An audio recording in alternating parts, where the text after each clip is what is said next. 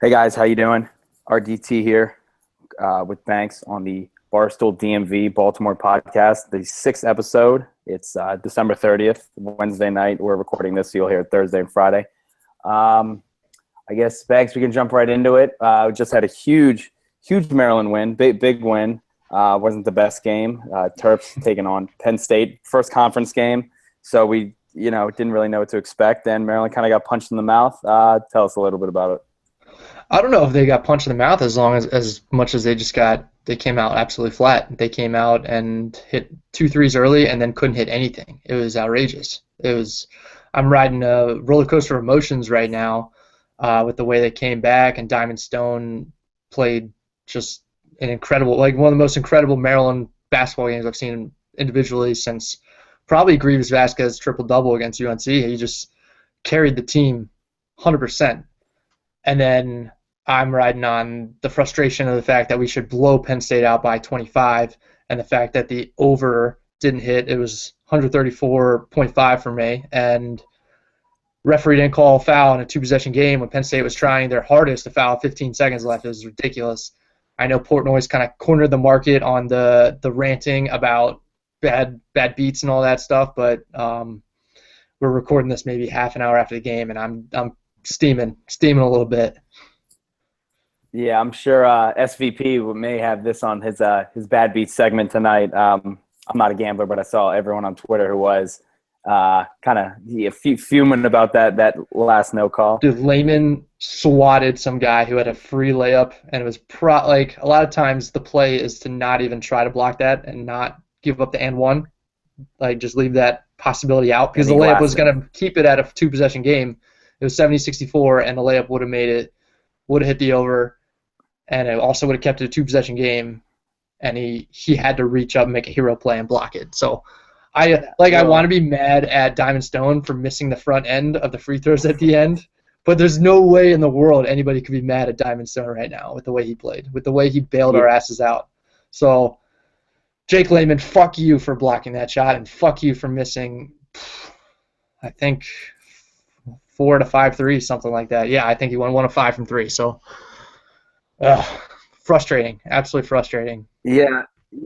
This was the typical Jake Layman. He didn't show up, when they needed him to, and then I guess kind of when the game wasn't out of hand, but the game was pretty much over, and he was the hero, and he glassed that dude in the last second. That's the thing. He was really coming around in these last few games, and he came out and hit a 3 on either the first or second possession. He made the first bucket of the game. I was like, oh, Jake Layman's here. Jake Layman is making some shots deep. He's going to have some confidence in conference play.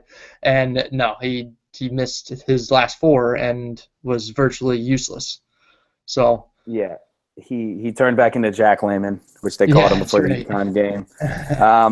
But the whole Diamond Stone thing, like you were saying, right when you said someone dominating a game, Grievous Vasquez jumped to mind, and we really haven't seen someone just absolutely take the game over like he did. I think he had 8 offensive boards. Finished with it was a Maryland freshman record. He had 39 points. Like that's unbelievable. Mm-hmm. He's nailing all his free throws, or a good amount of his free throws, especially for a big guy. He's a lot better free throw shooter than I expected him to be, and he just really kept them in that game. There were a few plays I saw. There was a ball that went out of bounds, or Suleiman dove for it and kind of gave it his all.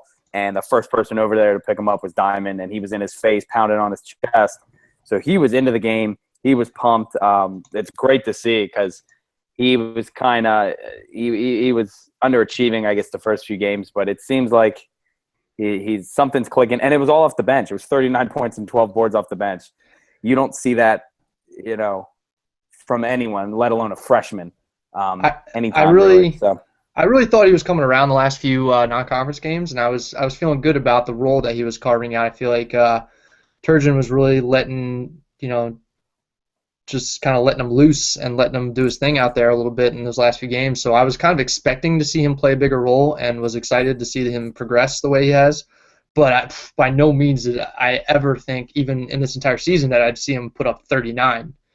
So it was sheer dominance. And it's you could look at it 2 ways. You say, if Diamond Stone can play like this, like, and the other guys kind of step up and play their roles the way they need to, like this team could be that's the national title right there. That's what we've been talking about since we signed them, back in whatever it was. I think it was in April. So Yeah, and like you were saying, it's great to see Diamond play like that. It was unbelievable. But just the fact that he had to have 39 for them to stay in this game. Melo had 10 points. Suleiman had 1 point. Dodd had 1. Layman had 8, and Carter with 11. Carter started off strong, and then he kind of just faded off. But they need, if they're playing Michigan State or someone else, Diamond, they need production obviously from other places. So like you said, it was great to see him perform like that. But I don't want to be counting on Diamond Stone for 39 and 12 every game for them to pull it out, especially just with how bad they were in the first half. I mean, they shot 25% from the field, 25% from 3. They were shooting like 63% from the line.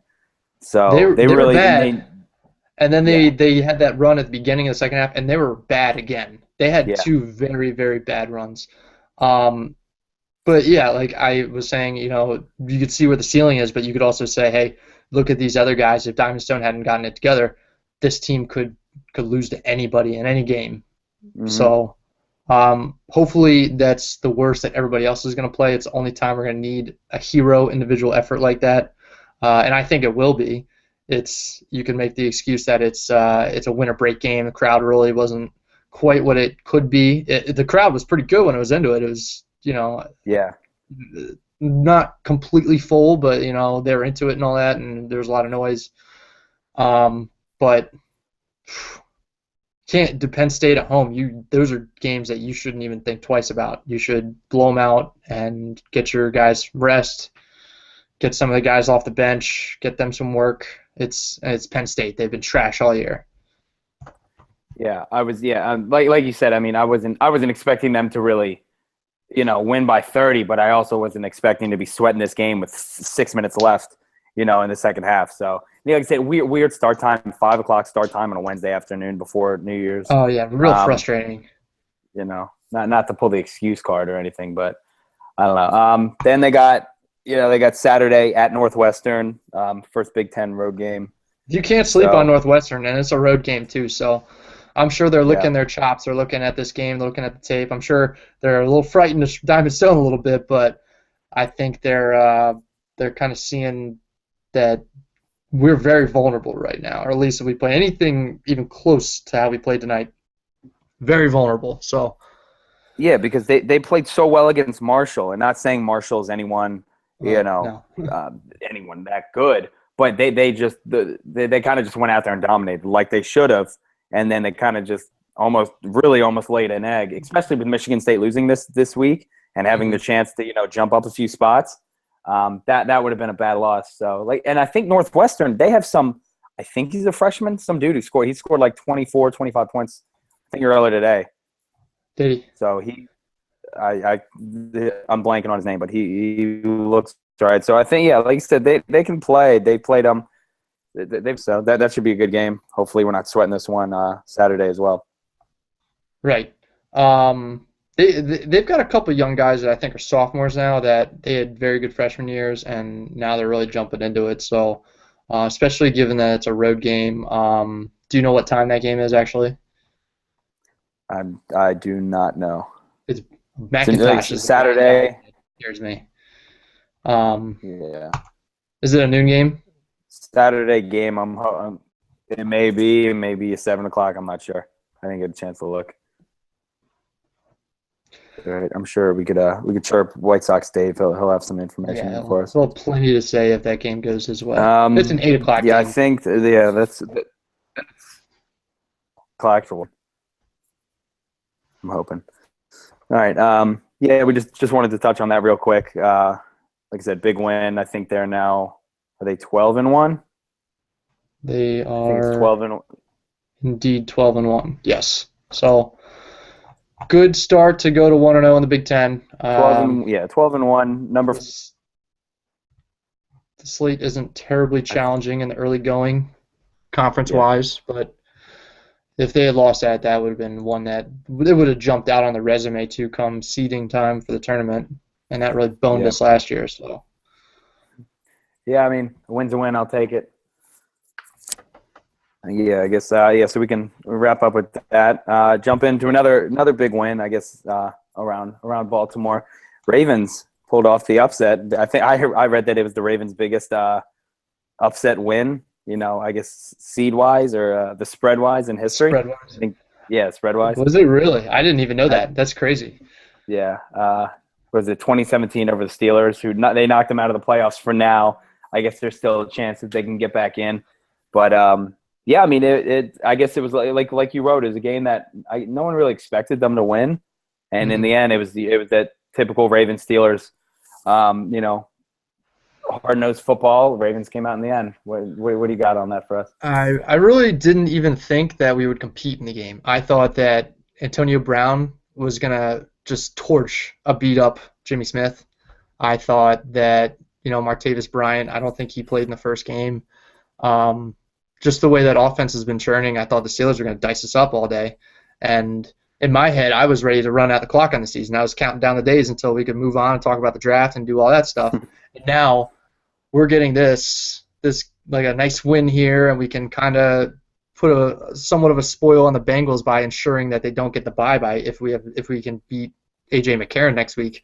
So I'm real excited about Ravens football. I mean, I had a lot of fun watching that game the other day. It's obviously a heated rival, and we swept them this year. We've won at least 3 straight. We lost the second one last year, but we knocked them out of the playoffs last year, and then in Pittsburgh, and now this year we probably knocked them out again. So hoping 3-0 against them in 2015, I heard. That's right. Steelers are going to Cleveland on Sunday. If they win that, they need the Bills to beat the Jets in Buffalo. So consider me the biggest Jets fan, south of New York or New Jersey on Sunday. Yeah. So I'm rooting. That's possible. Those outcomes could happen. No Manziel this weekend. So, and who knows what the Bills will do. I was so down. I was pessimistic the last few weeks. And now this win has got me just completely reversing my psychology. I'm feeling great about the Ravens, feeling great about the future, feeling great about the fact that we're knocking the Steelers out. We could do some damage to the Bengals seeding.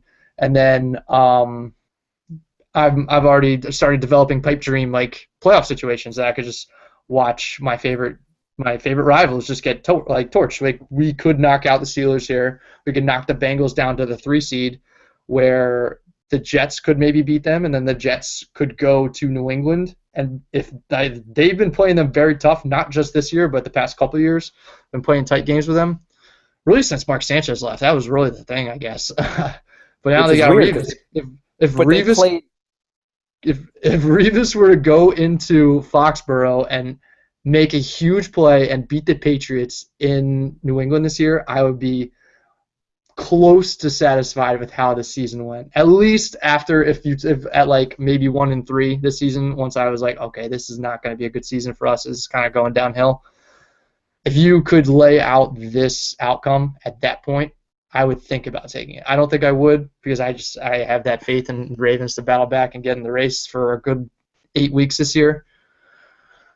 But still, like, if the Jets could beat New England in New England, that is like my pipe dream scenario. And my alternate scenario is that maybe they beat the Jets, whoever they beat, and then somehow Peyton Manning comes back from the grave and relearns how to throw the football. And like, a part of me even hopes that he has taken HGH and he beats the Patriots and gets away with it in New England and just pisses on those guys. I would love that so much. Just an HGH'd up Manning coming out like who's the dude, Willis Reed, limping out of the locker room to take out Osweiler. Yeah, I mean, we've done this podcast for maybe 6-7 weeks. I'm virtually a dead person when we talk about the Ravens. I have no energy. I'm just like not into it. It's just been that depressing of a season, and for this just to flip on its head with a win against the Steelers, and for me to just go on a rant like this about just all these dream scenarios, and it doesn't even involve the Ravens really. I just like, football is fun again. Like, Sunday made football fun again. That's what it's all about. Love it. All right, now true or false? Has the last 2 weeks, last week and so far into this week, been the best 2 weeks for the Ravens this year, with the news of Steve Smith Sr. announcing that he's officially coming back next year? Is this I the forgot to even best mention that, but that's a time huge, of the year for the Ravens? that's a huge chunk of my optimism too. Is like even though we knew he was going to come back, I feel like he just dropped it like a big cherry on top of this win. He saw the Ravens go out and play inspired football, beat the Steelers, upset by however many points. I think he probably saw. I think Mike Mitchell was on the sideline, laying on his back for a little bit, just kind of like Steve Smith was when he speared him in the back. So I think he was just like, I gotta get me some of that. I gotta get some more of this rivalry. I gotta get at least 2 more games against the Steelers, and I gotta give it one more effort and heal this Achilles up and come back and do some damage. So I'm excited to have Steve Smith back for Yeah, sure. I think it wasn't a surprise that he came back or that he said he was coming back. I feel like everyone all along kind of thought that he would be back just because knowing him and getting the last few years, that's not how he would have wanted to go out on. He wasn't going out on his terms. He didn't want to be walking off the field with a towel over his face and Right. that being the last ever anyone sees him. So, like I said, I wasn't very surprised, but it definitely seemed like it gave them a little shot in the arm, and it kind of got the juices flowing again for the Ravens fans. You saw a lot of Ravens talk today on Twitter when he announced that. So, even though you guys are eliminated and it's end of the year, it kind The of town's buzzing a little bit. brought pumped you guys back up. Yeah, for sure. And Yeah, and it's no, go on. no, you cut out. I didn't hear you. I was going to say that these last few weeks or these last Sunday and today, it reminds me of the way that the Orioles 2011 season ended, and they knock out the Red Sox, and that kind of just that got them pumped up for 2012, and they just took off from there and haven't really looked back. That's a great started the mentality winning to take so, when you think about it. Yeah, you knock your rivals out of the playoffs, and it kind of juices you up for the next year, especially this late in the season. For sure. I'm thrilled. Like Steve Smith is such a good fit with what we already have.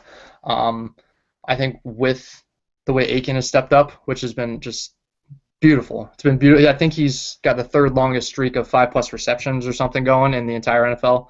So he's been playing like a true number one. He hasn't been like a stud number one or anything, but he's been doing the job. And when Steve Smith comes back and Aiken's in there and get Perriman going, whatever the hell he might be able to do, like who knows? That's a wide receiving core that's not quite as unimpressive as it was at the beginning of this year. So hopefully Steve Smith comes back full strength. I fully expect him to. He's surprised me the last 2 years with the way he's played in at least the first half of each season. So he's got more in the tank. He's a mind over matter guy, and he's certainly got the mind. So good to have him back. Yeah, I think you guys know that he's 36. But then, you go back and look at it. He's been at it a long time. He's 11th all time in receiving yards. I think he's 15th in catches, and I think he's like 60 or 70 away from 1,000 catches. So he should reach that next year. If he plays full season, that's that's pretty. That'll be big close. for a guy. Yeah, full season. But then, like you were saying, you're talking about Aiken. Steve Smith has gone down. His numbers they're not too bad. 45 catches. He's at 535 yards and 3 touchdowns, which I guess that's showing he has stepped up, even though he's literally the only receiver that they've heard about on this team. They're not Jeremy Butler and Chris Matthews and guys like that. And it's almost like he's carving out to be like a legit number 2.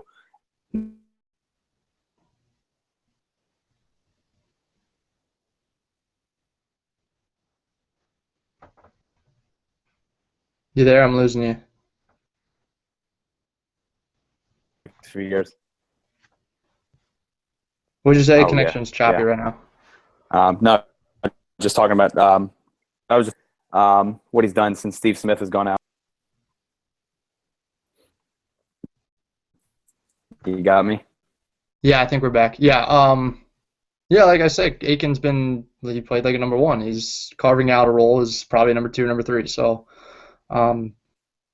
he hasn't lit the world on fire or anything, but he's been very impressive within the role. So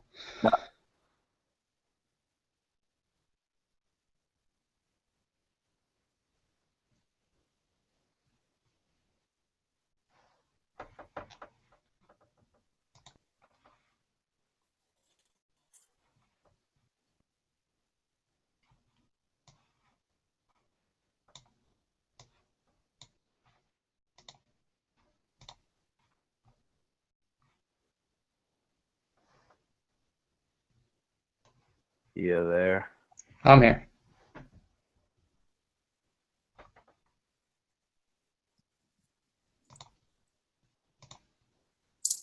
You got me. No, any heard any update rehab schedule? You're asking me about Joe Flacco? Yeah. Real choppy connection right now. Every week Harbaugh comes out and talks about Joe Flacco in one regard or another, and it always comes back to, oh, he's looking 100%. You know, he's even ahead of his rehab schedule, as even though his surgery was like 3 or 4 weeks ago. Apparently he's on the bike. He's on a stationary bike array, which is wild to me. It's almost like scary to me. Like, hey man, easy. You got like 2 torn ligaments that are healing here, but I guess the doctors know what they're doing, so things are looking up. He's gonna be ready probably mid training camp, ready to do full contact and all that. And it looks like we've got Ryan Mallett in the fold to be a pretty serviceable backup, if not a good backup. He looked awesome the other day. So Yeah, he was throwing straight bullets out there. yeah, he's got a cannon. Like we all knew he had the arm, he got the size and all that, but I didn't expect him to just like step in and just start slinging it and throwing with kind of not disregard, but like with so much confidence. Like looked like he knew exactly what he was doing the whole time. So he threw 41 passes the other day. I didn't think he would even come close to throwing that many unless we were down by 4 or 5 touchdowns or something. And he completed, I think, 25 of them, and I would say most incompletions he had weren't ugly or anything. They just were plays where he tried to give his guy a shot and it just didn't come up, and he probably only threw 4 or 5 balls that I was like, that's not a good throw. So to get that from a backup, it's awesome. So Yeah, I guess it kind of looks like he's locked up, even after only one game, that he's locked up the number, your backup role for next year. And I guess even if Flacco can't start the year. They must have done enough scouting on him because they had confidence to sign him for 2 years for a backup role. After Clausen just got a contract for the rest of the year. So they had enough confidence to just say, hey, come in and take your shot, and the job is probably yours if you want to take it and run with it. And one game in, it's just one game. You got to take it with a grain of salt, but he's looked very good. Yeah, I think he was only there for I think he'd only been in Baltimore for 12 days. Something and they kind of that. just handed him, hey, here you go out there and sling the ball. And it's not it's not like they were facing the Seattle secondary from last year. I mean, the Steelers, they're not the best, but they're not great at all. They're terrible. he kind of showed what we all knew that he could do. He has that rocket arm, and it's kind of just if his desire to want it, and that I guess that's always been the knock on him, is that he doesn't really like football or he doesn't really care. So maybe I guess he kind of knows this is a guy who knows that maybe this is the last shot. Can't screw up anymore. This is it for him. So good for him. Writing that shit certainly looked better than Schaub. So yeah, for sure. And the results. Yeah. They end up with like you said, they Jim McCarron, Cincinnati this weekend. They can knock them not out of it down to what seed can they knock them from? They can keep them at the 3. The 4 seed is reserved for the AFC South because that's just a trash division. Yeah. But yeah, they can. I think the Broncos have to lose anyway for Cincinnati. Like Cincinnati win, Broncos lose for them to jump them for that bye. But if we just beat them, I think that Denver game is a 4:00 game anyway. So if we could just knock them down and just kind of crush their spirit there a little bit, force them to play the next week, especially when Dalton. Like that's kind of flip side though, is like It's kind of disappointing that Dalton probably isn't supposed to be back for that wild card game because it's one of my favorite things to watch every year is watch Dalton just implode on wild card weekend. It is a Yeah. time-honored tradition in early January, and it's if he like I would be a little bit conflicted about whether or not I'd want them to lose just so that I could watch Dalton do his thing, which is just pee all over Suck himself. it up suck in the beginning of January. It's daytime Dalton. He can't play when the big lights are on. No. Now you got a prediction for us on Sunday? Um, the spread is up to like 9, which is crazy to me. I think an AJ McCarron-led Bengals team is nothing to write home about. I know it's in Cincinnati, but the way the Ravens played inspired, I think you have to take those points if you're betting. I think the Ravens will play a tight one. It comes down to a field goal on either side. I hope it's the Ravens, but if it's not, I won't be too heartbroken because then again, like you can't lose once you're in this situation. Like you get to either beat the Bengals or you get to ensure a draft pick. It's kind of a fun thing to do once you're out. Is like, oh well, a draft pick. It's nice. You know, it's not something I'm accustomed to, and I've kind of come around to it here. Like I don't want to get used to it, but I'm kind of coming around to it here at the end. And top 10 pick is looking looking like a real strong possibility now. So. See, now you know how us Titans and all the Redskins fans feel every year. So, Yeah, real role reversal for Washington, but oh, for sure, yeah. I guess we may talk about them more next week. Heading yeah, into once the any NFC East team figures their shit out, the Redskins will be back to where they're supposed to be. It's just like who the rest who of would those have teams. What a joke! who would have thought that 3 NFC East coaches could be out and Jay Gruden is going to be the safe one. Right, and I read one of those like rate 1 to 10 who's on the hot seat like every NFL coach, and Gruden was like a 1 out of 10, 10 being the hottest. So like that just like blows my mind on. And I saw like Marvin Lewis, I think was a 1 or 2 as well, which um, I thought the Bengals could have stumbled out of the gate that he could have been toast because they've just failed in the playoffs so many times that But this year he's got his built-in excuse with McCarron where Mm-hmm. he's gonna get at least like they played well enough where he's not gonna get fired. But the Colts. The Colts firing Pagano is a real possibility, and I love the thought of Pagano coming back and being the defensive coordinator of Baltimore. That Yeah, would be I think he's perfect. gone. But then you guys got to get rid of Pease. Now, do you think that happens, or has he not righted the ship? But I think I think he's put a late good faith effort in, and but I really think whatever they were gonna do is decided a month ago or so. So I'm hoping they get rid of him. Like he's had his run, he had a couple good years, but he's never been outstanding. He's had a lot of talent, and he just hasn't, especially in the secondary, he just hasn't been able to develop those guys the way they need to.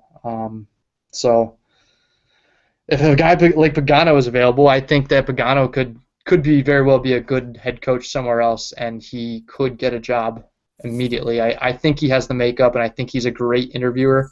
So I think if he gets a chance to interview for a couple jobs, he'll get another job. But if that doesn't come together, Chuck Pagano, defensive coordinator at Baltimore next year, is a dream come true for the defense. yeah, I could see that. It's just there are going to be so many openings this year. There could be, what do you got? Philly. There could be New York if they let Coughlin go. Could be Dallas. I've heard Tennessee, Miami, Cleveland. There's a bunch of teams like out Mm-hmm. there. San Francisco may need one. So yeah, I don't know. No, Pagano back to Baltimore does make a lot of sense, just considering his background. Mm-hmm. Now that maybe he wants to take a year off, or not a year off, but take a step back. Could defense coordinator, then get his feet wet next year again.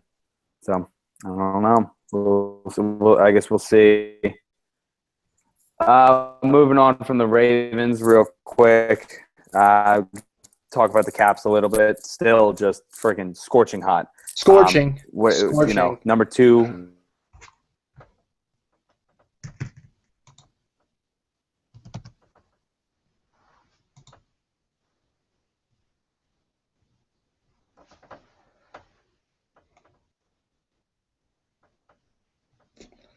Fuck.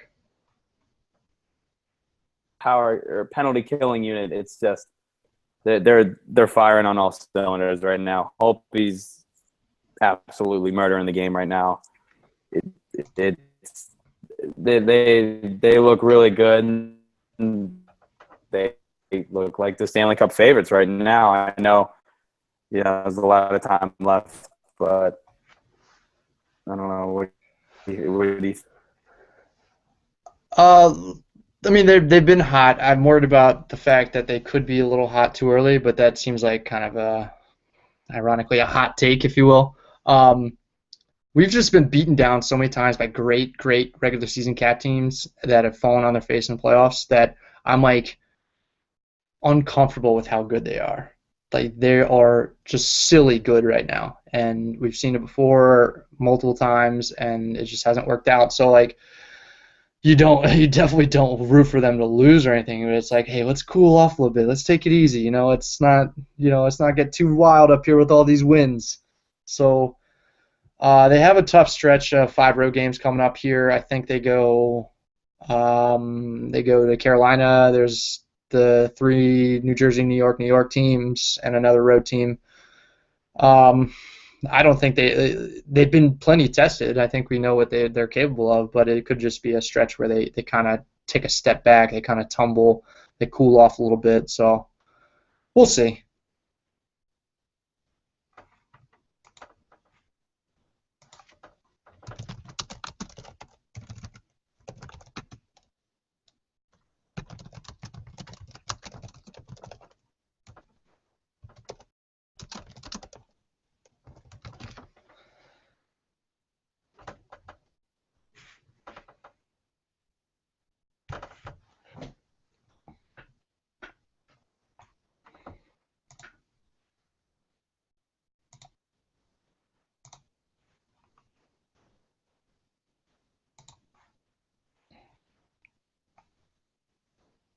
Are you there?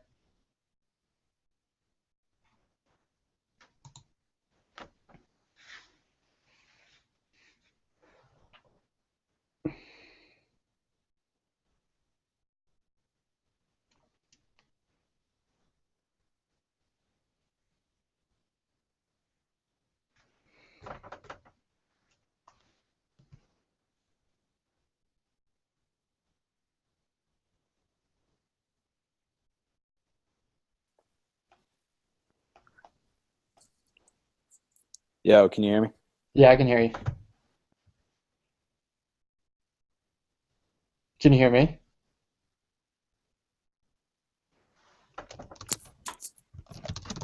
Oh wait. Yeah, now I can. I guess it's a little choppy.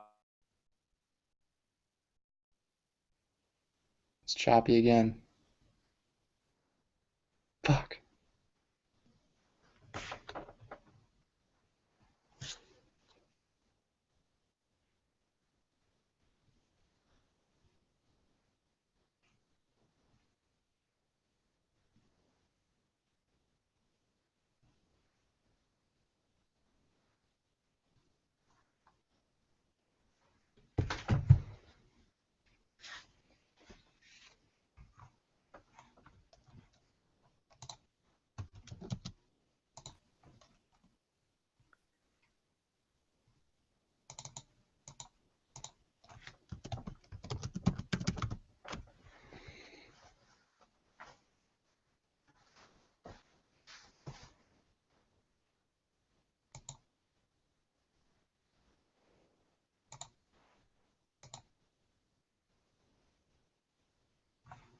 You back in or?